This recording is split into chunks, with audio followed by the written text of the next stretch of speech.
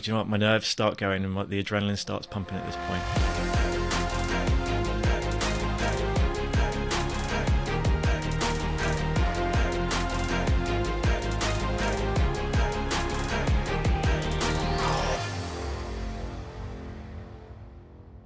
Hello, I'm Chris Bowie-Hill and welcome to Vision, Hydrock's regular catch-up with guests to discuss their views and visions of the world, be it property, future, communities, tech or environment. Let's see where the conversation takes us. Today's guest is Gavin, a prominent property and regeneration development manager focused on Bristol and the southwest. Gavin has delivered a number of highly successful and award-winning schemes, perhaps most notably the 1 million square foot of mixed-use development at Finzel's Reach, and has recently taken up a new challenge of growing his own venture, Spacia. So Gavin, welcome and great to have you with us. So how are you doing today? Very well, Chris. Thank you for asking me to join you. Yeah, no problem at all. Super pleased that you could join us. So we've kind of got a few questions that we'd like to explore with you. One thing that we've learned over time is we actually have something in common, that we're both from the northwest. So I grew up in Wirral. You grew up the other side of the Mersey in Liverpool. So growing up, how do you think that shaped your views on things such as community and city and space? Well, one of the things about Spacia, which I launched in 2021, really, is an ambition to transform places, communities and lives by creating sustainable mixed-use neighbourhoods. That's one of the three themes of the business. And certainly I felt that growing up in Liverpool in the 70s and 80s, that the city was going through a lot of transformation, some really good and some not so good. And I think I've using my experience of growing up in that changing community, really, in what I do with my business. You know, environment I think has been on the radar for a long time, but really it's that social element. We're all social beasts. I think we grew up as tribal beings, didn't we? And perhaps we've become a bit isolated at times, and maybe community hasn't taken that front seat. I think so, Chris. I mean, for me, 2021 is all about private and public sector collaboration in driving economic recovery. You touched about growing up in Liverpool, and it was very much about public and private collaboration. As we all know, we face unprecedented economic, environmental and social challenges. And I think together, more than ever, kind of modern partnering needs to deliver social outcomes and not just real estate and financial outputs, I think. And you talked about people there, and that's really important. And the places where we live, we work and relax have the power to sort of shape our lives. And I think a lot more people have recognised that in the last 12 months. And I think there's a big drive now for looking at not just buildings and themselves, but also the places and spaces between those buildings. And for me, that's what regeneration and mixed-use development is all about. No, it's interesting, isn't it? Because I was sort of had this thought the other day that, you know, there's this situation I think that happens particularly in cities where we build really impressive offices and buildings, and within those four walls we've got what we could describe as an economic powerhouse. It's generating a lot of revenue, these offices full of professional services, but actually when you look outside of those four walls, they can often be located in areas that are perhaps, you know, struggling with poverty. They've got a lot of need and, you know, social challenges. And there's kind of this dichotomy that the two aren't really aligned. And I wonder, as a kind of a slightly longer term view, if we call them sort of social deserts just outside of these offices, that in the long term, actually, it could end up bringing the area down. Whereas if those offices were to start to merge into the areas around them and bring the social element to it, bring the whole area up in 10, 15, 20 years' time, the value of that asset will be greater, you know, because the whole area is more valuable. So yeah, no, I'm intrigued to see where that kind of, or how we start to bring that to funders and what their view on this is. Well, I'm quite passionate about investing locally and using local companies and local firms on the developments that I undertake, and I think about demonstrating about that money being reinvested locally. And as you say, I think it's really important to bring local communities and for those businesses to invest in those local communities, whether it's through training, whether it's investment in social causes, providing pro bono work, and so on and so forth, really. But I think it's about opening the doors for those businesses, for local communities to feel part of it and make them feel involved, I think. One one of the things about the property industry particularly is that historically it's not been particularly diverse and has attracted people from a certain socio-economic group, and I'm pleased to see that those sort of barriers are being broken down now, and we need that because we need real estate to properly reflect society and the communities in which we develop and we invest, and it hasn't always been that the case, I think. Age is a challenge as well in property. A lot of decisions are made by people in their 50s and 60s, and yet we've seen in technology how people in their teens and 20s are becoming chief executives of tech companies, and property for too long has been so stuffy. We need to get more younger people from different backgrounds that traditionally not thought about property or construction or engineering as a career to get involved, because they're the ones that are going to shape the cities and towns in which they're going to live and work in the future. And we need that creativity. And I think for too long, I don't think property development has been around creativity. It's been around investment. Yes, that's important.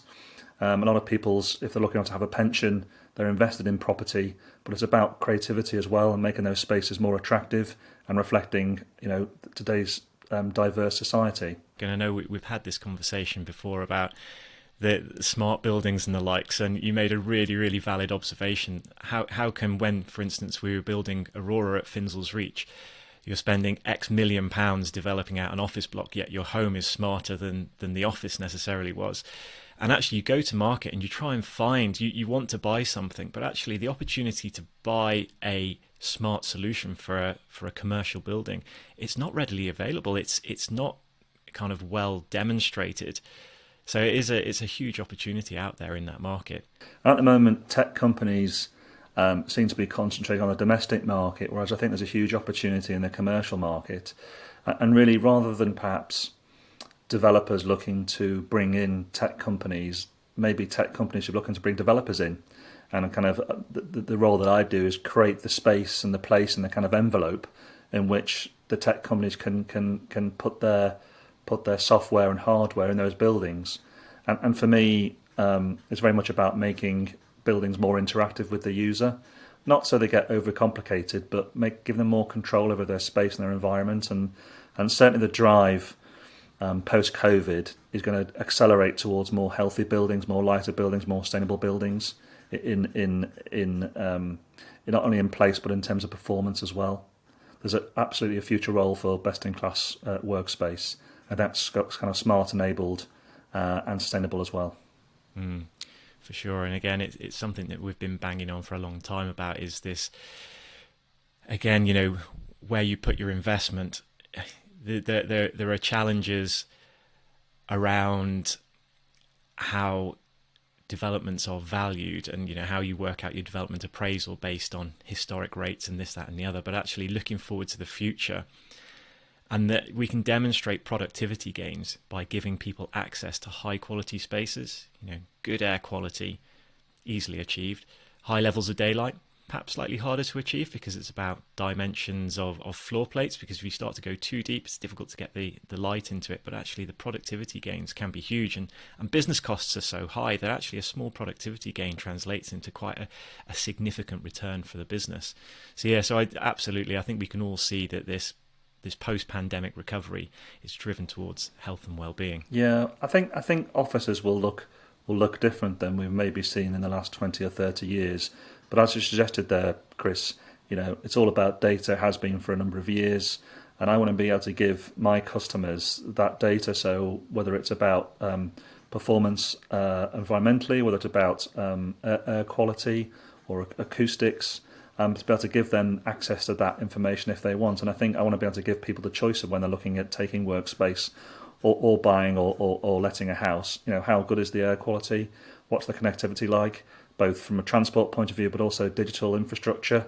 I think we've seen clear demonstrations in the last 12 months around digital poverty, and I think we want to address that with our development and look at transformational digital rollout in our towns and cities, and giving everyone better access to faster and cheaper broadband. The opportunity is driven by the fact that investors are looking to invest their money socially, responsibly, and through longer term views on returns. I think it drives a real opportunity. We start to look at our places and we think, well, actually, again, with the advent of batteries like e-scooters, e-bikes, it's making cities or communities much smaller. It's making places more accessible without the need for combustion engines, and that kind of drives down air quality levels, or improves air quality levels, drives down noise levels. This all supports health and well-being.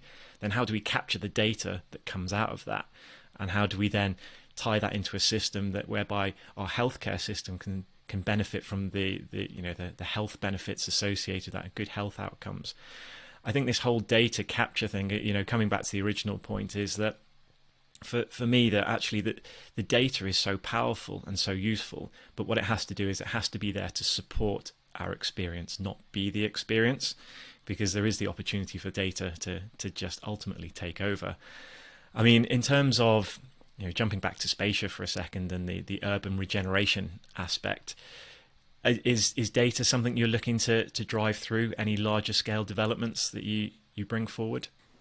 Well, I certainly thinking looking at digital infrastructure, and there are a number of businesses now looking at digital cities and this concept around that. And I'm open. I think that what I want to be really is that it's a fresh approach to development and being open to ideas and experimenting. And I think that Bristol particularly, although I'm going to be working across the regions in the UK, but Bristol particularly has got a good track record in innovation and trying things out and experimentation. And it's a creative city. I think I try and embrace that. And we've got a lot of tech companies here, so looking at different ideas, trying things out, seeing what works and what doesn't.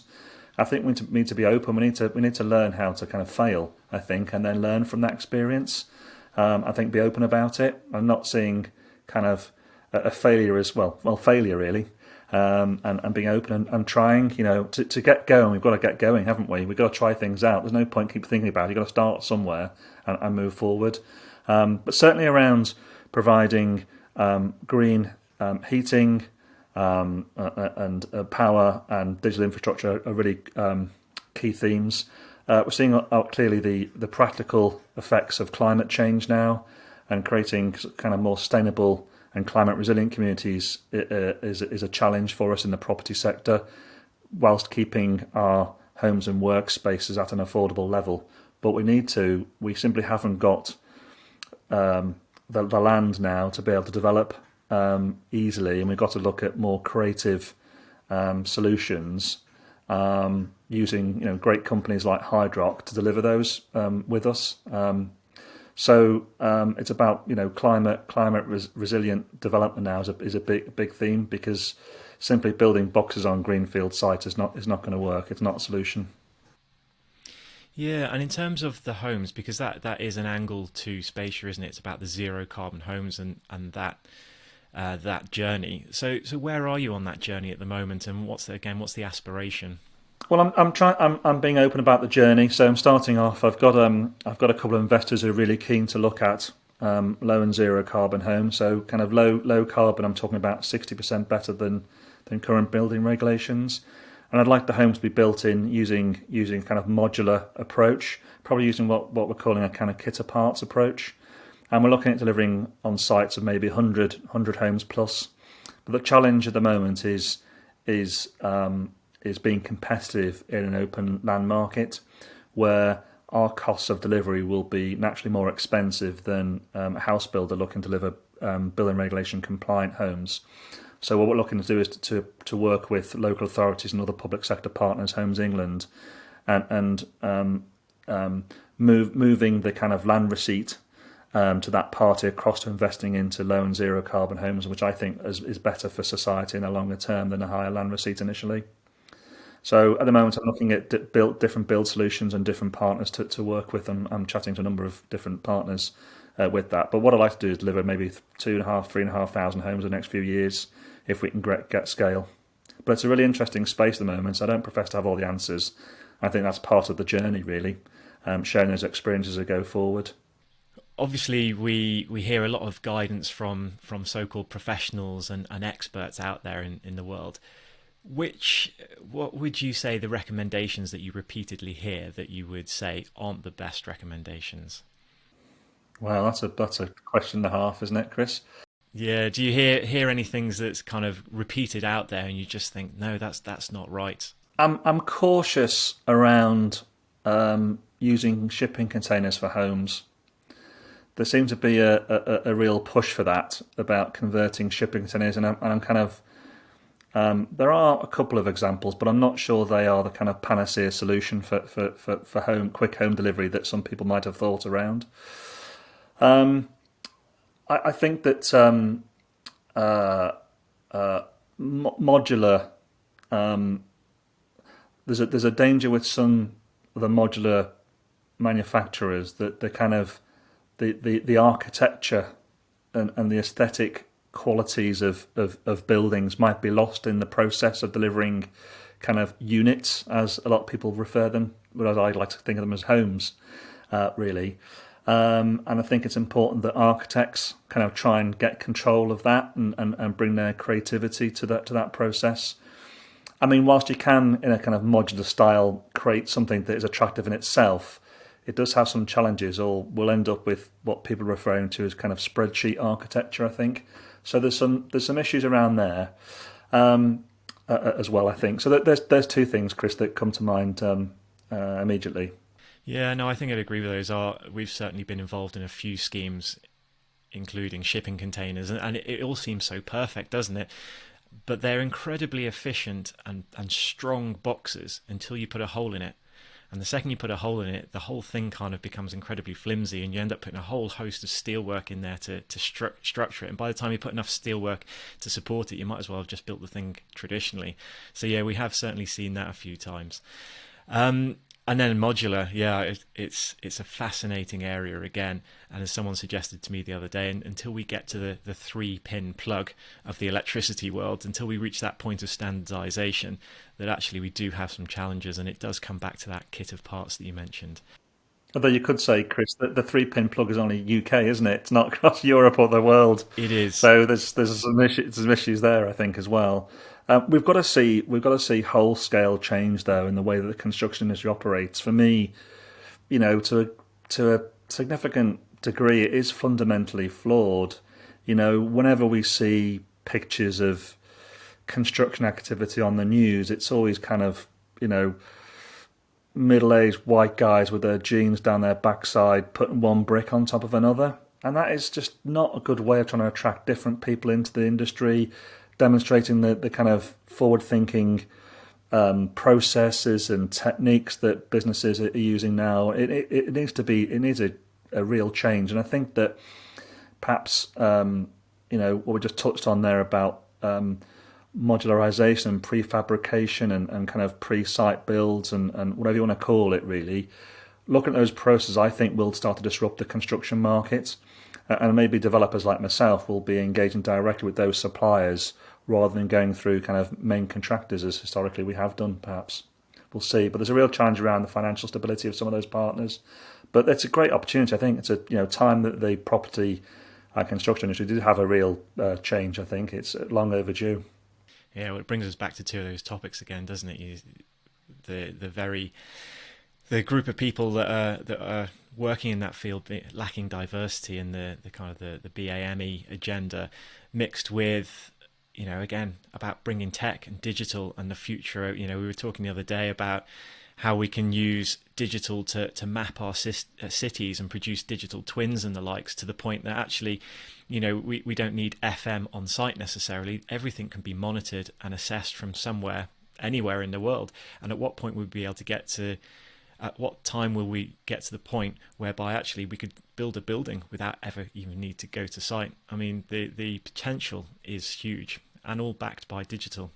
It is, and it's about making kind of our buildings and our homes future-proof as far as we can. And I think increasingly that's not just about tech, but about climate change, I think, as well, Chris. And one of the challenges maybe around kind of more modular and kind of rigid forms of construction is flexibility.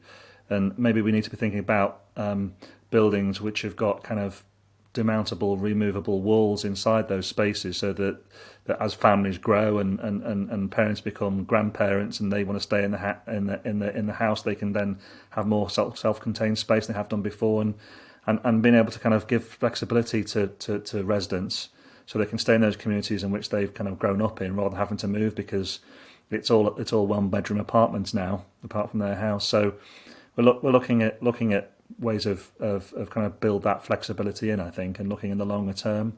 But it's more about sustainability, I think, as well as technology. I think it's really important. I mean, one of the things we haven't kind of touched on in any great detail yet, Chris, I think, is about kind of public and private sector collaboration.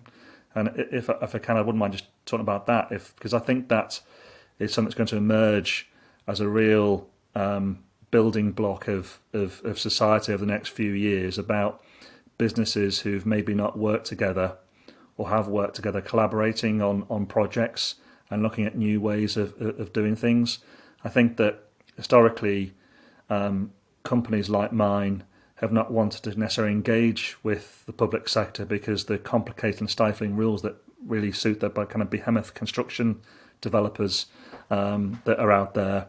But I think there's lots of entrepreneurial regional specialists in the development world that would want to kind of engage with the public sector, and I think we need to find ways of kind of disrupting that and having a more flexible procurement process that meets the needs of the market, and adopting simpler kind of off-the-shelf competitions, and those sort of things I think will really help and drive innovation, and look to bring in new players into kind of public-private sector partnerships, because we have the financial strength.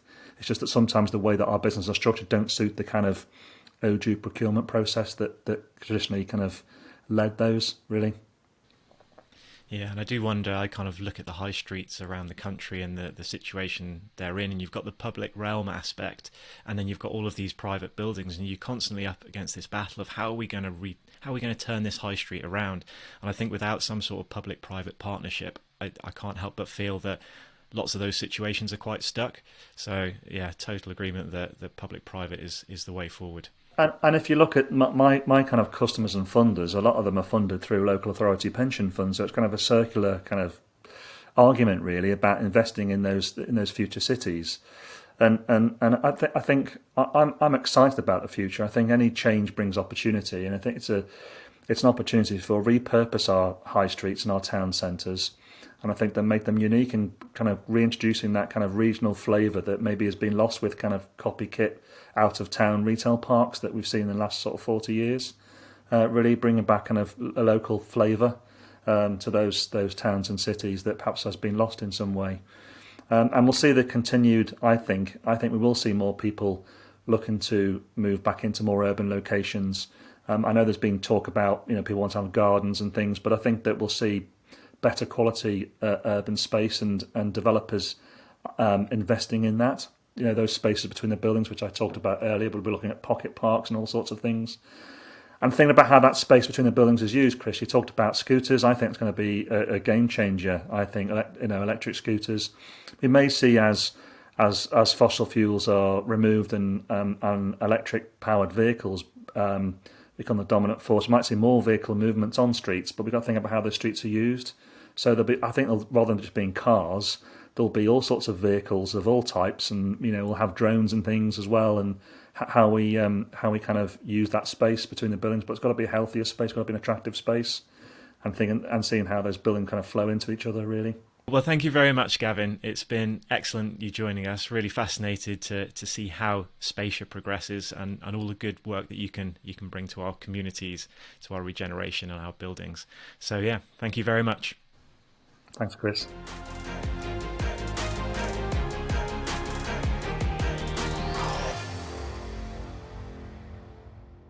Brill. There we go. That all good?